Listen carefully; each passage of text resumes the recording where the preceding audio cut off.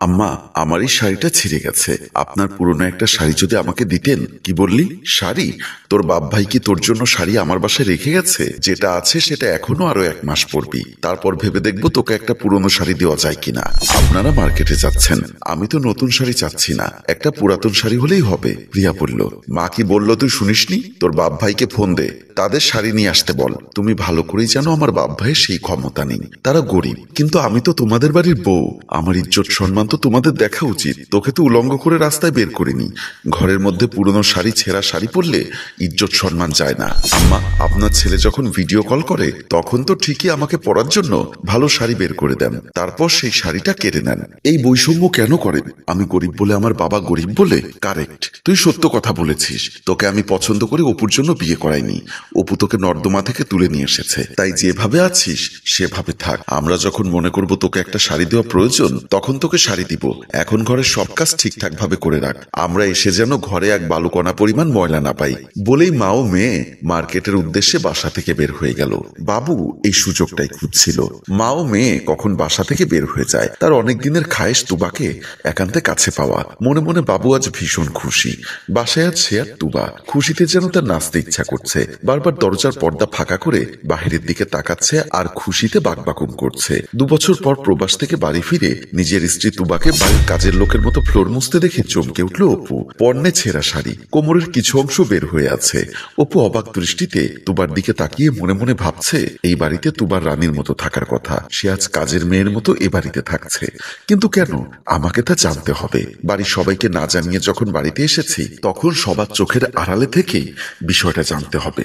ভাবতে ভাবতে পর্দার আড়ালে লুকিয়ে পড়ল। পর্দা ফাঁকা করে এবার যে দৃশ্য দেখতে পেল, যা অপু কোনোদিন কল্পনাও করেনি। তার ছোট বোন জামাই তুবার কোমরে হাত দিতেই তুবা চমকে উঠে দাঁড়িয়ে গেল।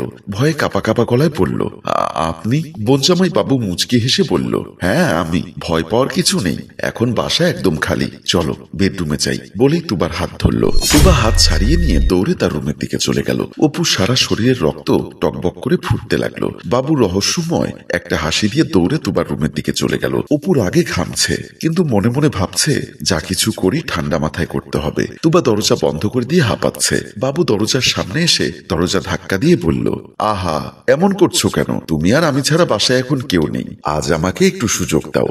আপনার আল্লাহর দোহাই লাগে, আপনি এমন করবেন না। আমাকে বাসার কাজ করতে দিন।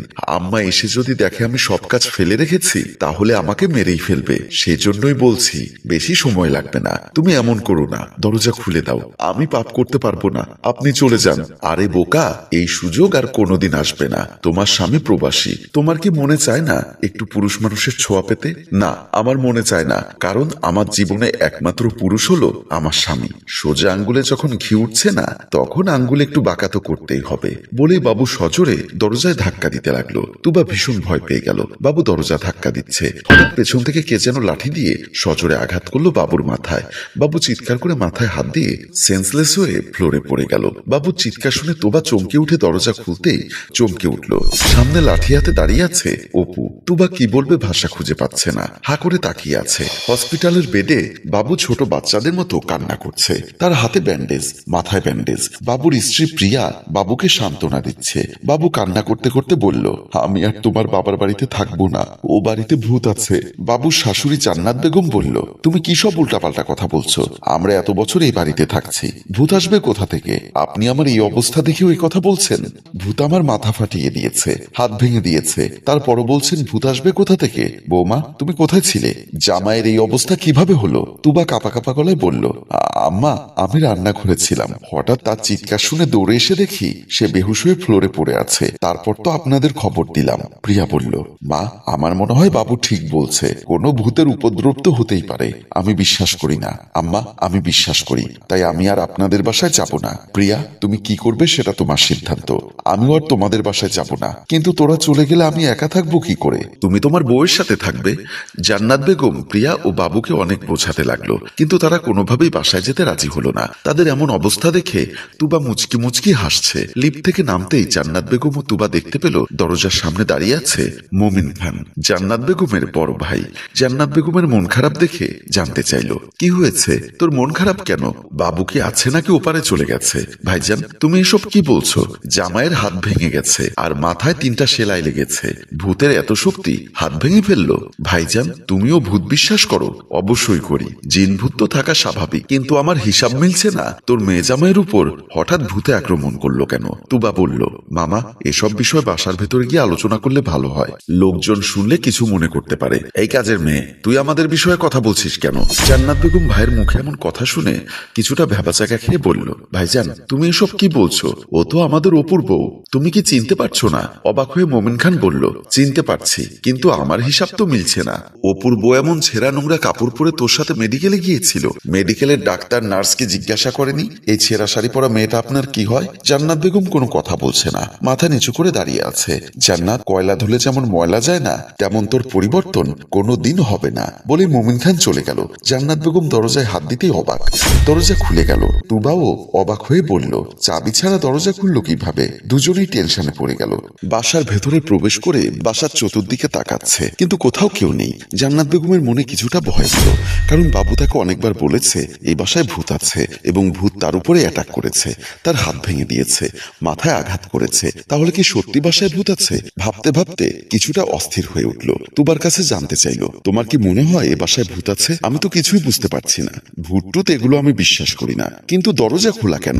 এমন সময় ড্রয়িং রুম থেকে একটা চিৎকার ভেসে আসলো। জান্নাত বেগম চমকে উঠে তার চোখ বড় হয়ে গেল। তুবাকে শক্ত করে জড়িয়ে ধরল। তুবা বলল, আম্মা, আপনি ভয় পাবেন না, আমি আছি। এমন সময় ড্রয়িং রুম থেকে ভয়ঙ্কর হাসির শব্দ ভেসে আসলো। জান্নাত বেগম আরো শক্ত করে তুবাকে জড়িয়ে ধরে কাঁদো কাঁদো গলায় বলল, বৌমা, নিশ্চয়ই এ বাসায় ভূত আছে। বলেই মেইন দরজা খুলতে যাবে, কিন্তু দরজা খুলছে না। বাহির থেকে কে যেন দরজা আটকে দিয়েছে। জান্নাত বেগম আরো ভয় পেয়ে গেল। কি বলবে যেন ভাষা হারিয়ে ফেলেছে। তুবাকে জড়িয়ে ধরে আছে, কিছুতেই তুবাকে ছাড়ছে না। এমন সময় ড্রয়িং রুম থেকে ভয়ঙ্কর শব্দে হাসতে হাসতে কে যেন বলল, যে মেয়েটাকে দু চোখে দেখতে পারো না, ভালোবেসে আজ পর্যন্ত বুকে জড়িয়ে নাওনি, নিজের ছেলের স্ত্রী বলে স্বীকৃতি দাওনি, তাকে আজকে জড়িয়ে ধরে আছো কেন জান্নাত বেগম? জান্নাত বেগম ভয়ে কাঁপাকাঁপি শুরু করে দিয়েছে, কিছু বলার সাহস পাচ্ছে না। ড্রয়িং রুমের ভেতর থেকে আবার বলল, ভয় লাগছে? ড্রয়িং রুমের ভেতরে এসো, আমাকে দেখলে ভয় দূর হয়ে যাবে। আর যদি না আসো তাহলে আরো ভয় দেখাবো। তুবা বলল, আম্মা, আপনি ভয় পাবেন না, চলুন আমরা ড্রয়িং রুমের ভেতরে যাব, যা হবার সামনাসামনি হবে। জান্নাত বেগম যেতে চাইল না, তারপরও জোর করে ড্রয়িং রুমের ভেতরে প্রবেশ করলো। ড্রয়িং রুমের ভেতরে প্রবেশ করতেই সোফার উপর অপুকে বসে থাকতে দেখে জান্নাত বেগমের চোখ বড় বড় হয়ে গেল। কারণ অপুর তো বিদেশে থাকার কথা, তাহলে তার বাসায় কি করে আসলো? নিশ্চয়ই ভূত অপুর রূপ ধারণ করে তার সামনে দাঁড়িয়ে আছে। ভাবতে ভাবতে প্রচন্ড ভয়ে জান্নাত বেগম সেন্সলেস হয়ে ফ্লোরে পড়ে গেল।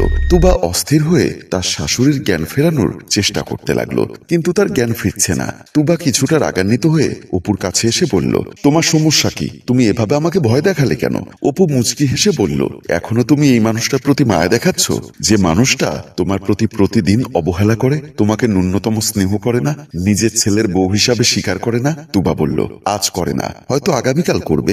আমিও চাই সে আগামীকাল থেকে তোমাকে তার ছেলের বউ হিসাবে ভালোবেসে বুকে টেনে নিয়ে আদর করুক। এই ছেঁড়া শাড়িতে কাজের মেয়ে বানিয়ে যেন এই বাড়িতে না রাখে, সেজন্যই এই ভয়টা আমি আমার মাকে দিয়েছি। কিন্তু তুমি কাজটা ঠিক করনি। আমি যা করেছি ঠিক করেছি। যে মানুষগুলো সোজা কথা সোজাভাবে বুঝতে পারে না, তাদেরকে তাদের মতো করেই বোঝাতে হয়। প্রিয় ভিউয়ার্স, আপনাদের কি মনে হয় অপু কি ঠিক কাজ করেছে?